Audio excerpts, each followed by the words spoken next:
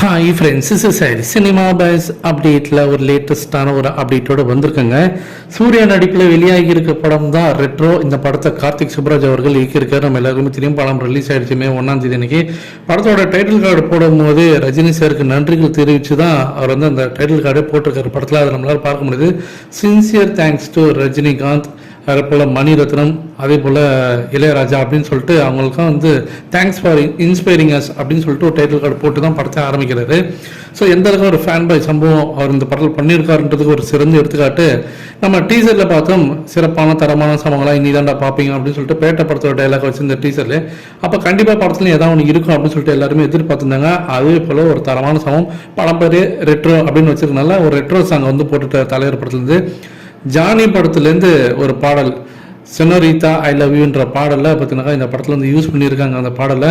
So இதுக்கு வந்து யாராவது காப்பிரைட்ஸ் கேட்பாங்களா அப்படின்றது தெரியல. ஸோ வெயிட் பண்ணி பார்ப்போம்.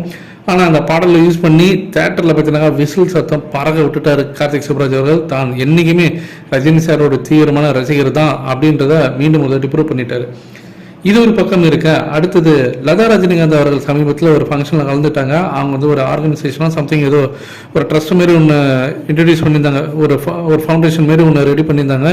அதற்கான அந்த ஓப்பனிங் செரிமோனியில் வந்து ரஜினி சாரோடைய வீடியோவும் போட்டிருந்தாங்க. நம்ம எல்லாருக்குமே தெரியும்.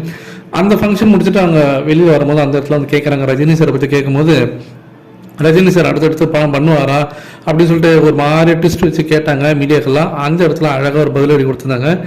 நாங்கள் வந்து அதை பற்றி எதுவுமே யோசிக்கலைங்க. யோசிச்சா தானே அதுக்கு ஏதாவது பதில் சொல்ல முடியும்.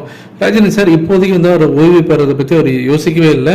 கண்டிப்பாக ஜெயிலில் செகண்ட் பார்ட்டுக்கு பிறகும் அவர் படங்கள் நடிப்பார், கவலைப்படாதீங்க அப்படின்ற மாரி ஒரு புன்னகையுடன் அவங்க பார்த்தீங்கன்னா அங்கேருந்து கிளம்பிட்டாங்க. ஸோ இது ஒரு தரமான ஒரு பதிலடி தான் சொல்லணும் மீடியாக்களுக்கு. நமக்கு ஒரு சந்தோஷமான அப்டேட். ஸோ ஜெயிலர் செகண்ட் பார்ட்டுக்கு பிறகும் ரஜினி சார் படங்கள் தொடர்ந்து நடிச்சுக்கிட்டு தான் இருக்க போகிறார். நம்மளை வந்து என்டர்டெயின் பண்ணி தான் இருக்க போகிறாரு. இதை பற்றி உங்களுடைய கருத்துக்கள் என்ன அப்படின்றது கீழே சொல்லுங்கள் ஃப்ரெண்ட்ஸ்.